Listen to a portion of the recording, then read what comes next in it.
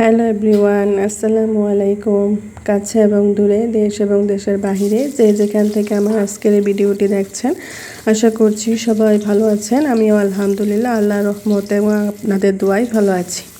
তো চলে এলাম নতুন আরেকটি দিনে আরেকটি নতুন ভিডিও নিয়ে আপনাদের মাঝে। আশা করছি আমার আজকের এই ভিডিওটি আপনাদের কাছে ভালো লাগবে। তো ভিডিওটি না টেনে শেষ পর্যন্ত দেখার অনুরোধ রইল।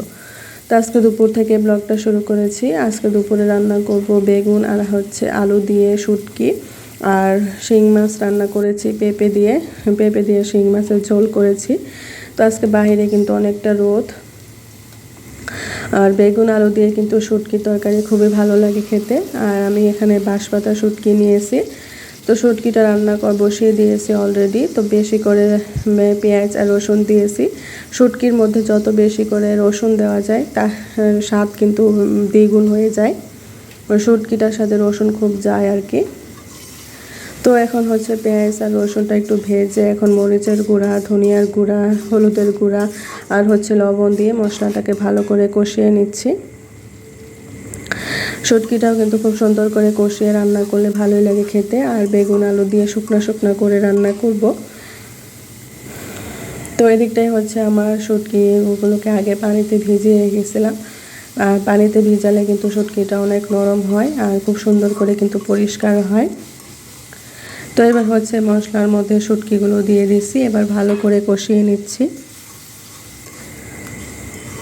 আর শুটকির তরকারিটা কিন্তু একটু ঝাল খেতে হয়, ঝালই ভালো লাগে। তো দেখতে পেয়েছেন উপরে তেল ভেসে গেছে। খুব সুন্দর করে কষাচ্ছি। শুটকিটা ভালো করে কষাতে হবে, যত সুন্দর করে কষাবেন তরকারিটা তত বেশি ভালো লাগবে। তো খুব সুন্দর করে কষিয়ে এবার আমি বেগুন আর আলু দিয়ে দিলাম। শুধু বেগুন আর আলু দিয়ে রান্না করছি আজকে শুটকির তরকারি। আমি জানি যারা শুটকি লাভার এই তরকারিটা কিন্তু সবার অনেক পছন্দের হবে। তো তরকারির মধ্যে কিন্তু একটুও পানি দেইনি। আর এদিকটাই আমার শিং মাছের তরকারি হয়ে গেছে কিন্তু। তো আগে আমি শিং মাছের তরকারিটা রান্না করে নিয়েছি, এখন শুধু শুটকিটা রান্না করব। আর দেখেন সবজি থেকে কতটা পানি উঠেছে, বেগুন আর আলু থেকে আমি কিন্তু একটুও পানি দেইনি। আর এই পানিটা যতক্ষণ না শুকাবে ততক্ষণ এই শুটকির তরকারিটা রান্না করব। একটু শুকনা হয়ে গেলে তারপর নামিয়ে ফেলবো। আর আলুগুলো আর দেখতে পাচ্ছেন বেগুন কিন্তু অলরেডি খুব সুন্দর করে সিদ্ধ হয়েছে। আর অলরেডি কিন্তু আমার ভাইয়া খেয়ে নিয়েছে। তো আমার মনে হয় খিদা লেগেছিল, ও মাছের তরকারি দিয়ে খেয়ে ফেলেছে, শুটকির তরকারি অল্প নিয়েছে। তো আমরা এখনও খাইনি, আমরা কিছুক্ষণ পরে খেয়ে নেব। আর এটা রাতের ভিডিও। তো রাতে সন্ধ্যার নাস্তায় আজকে একটু ভাবলাম যে সেমাই করি। তো ঘরে দুধ ছিল, তো সেই জন্য একটু সেমাই করব। আর আজকে আমরা একটু ধান সেমাই রান্না করব। তো এই সেমাইটাকে আমরা বলি ধান সেমাই। আপনারা কে কী বলেন অবশ্যই কমেন্টে জানাবেন। তো দুধটা আমি ভালো করে জাল করে নিচ্ছি। তো বন্ধুরা, ভিডিওর এই পর্যায়ে এসে প্রতিদিনের মতো তোমাদের কাছে একটাই রিকোয়েস্ট থাকবে, যারা আমার ভিডিওটি এখনও দেখছো কিন্তু একটা লাইক দিতে ভুলে গেছো, তারা অবশ্যই আমার ভিডিওতে একটি লাইক দিয়ে দিবে। আর যারা আমার চ্যানেলে আজকে নতুন ভিজিট করেছো, আমার ভিডিওটি যদি তোমাদের কাছে ভালো লেগে থাকে তাহলে অবশ্যই আমার চ্যানেলটাকে সাবস্ক্রাইব করে পাশের বেল আইকনটি প্রেস করে রাখতে পারো। এতে করে আমি প্রথমে যে ভিডিওটি দিব তার নোটিফিকেশন সবার আগে পৌঁছে যাবে তোমাদের কাছে, আর তোমরা তা সময় মতো দেখে নিতে পারবে। আর যারা এই কাজটি করেছো তাদেরকে অসংখ্য ধন্যবাদ।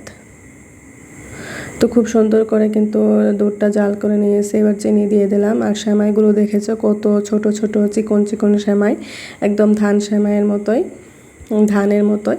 তো সেই জন্য আমরা এটাকে বলি ধান সেমাই। তো কে কী বলেন অবশ্যই কমেন্টে জানাবেন।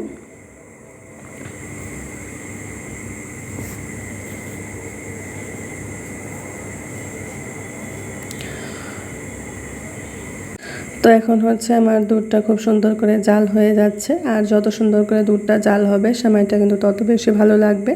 আর দেখেন বাইরে কিন্তু একদম ঘুটঘুটে অন্ধকার। তো এবার আমি সেমাইগুলো দিয়ে দিচ্ছি। তো দেখতে কিন্তু দেখাচ্ছে অল্প সেমাই, আর এটা কিন্তু রান্না করলে অনেকটুকু হয়, তারপরে অনেক ঘন হয়, ভালোই লাগে খেতে, একদম পায়েসের মতো ঘন হয়ে যাবে। তো আমি কিন্তু সেমাইগুলো দিয়ে অনবরত নাড়া দিচ্ছি, কারণ দুধটা বলক উঠে পড়ে যাবে। আর এদিকটায় হচ্ছে নারিকেল কুড়ানো নিয়ে নিছি। এবার হচ্ছে নারিকেল কুড়ানোটাও দিয়ে দিব। সেমাইয়ের মধ্যে নারিকেল দিলে তো আরও বেশি ভালো লাগে খেতে।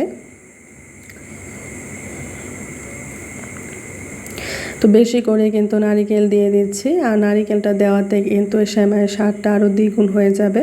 আর তোমরা দেখছো সেমাইটা কিন্তু খুব সুন্দর করে ফুটে একদম ঘন হয়ে যাচ্ছে, আর এটা কিন্তু অনেক সুন্দর করে ঘন হয়, ভালো লাগে খেতে।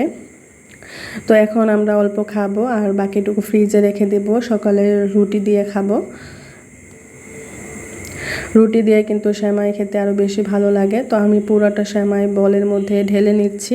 আর সেমাইটা কিন্তু যত ঠান্ডা হবে ফ্রিজে রেখে ঠান্ডা করে খেতে আরও বেশি ভালো লাগে। তো দেখতে পেয়েছো কতটা ঘন দেখাচ্ছে, এটা কিন্তু আরও একটু ঘন হবে ঠান্ডা হলেই।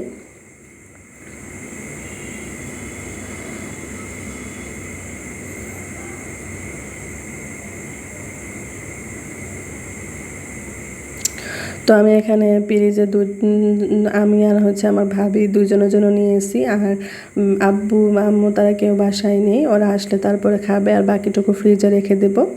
আজ এই পর্যন্তই।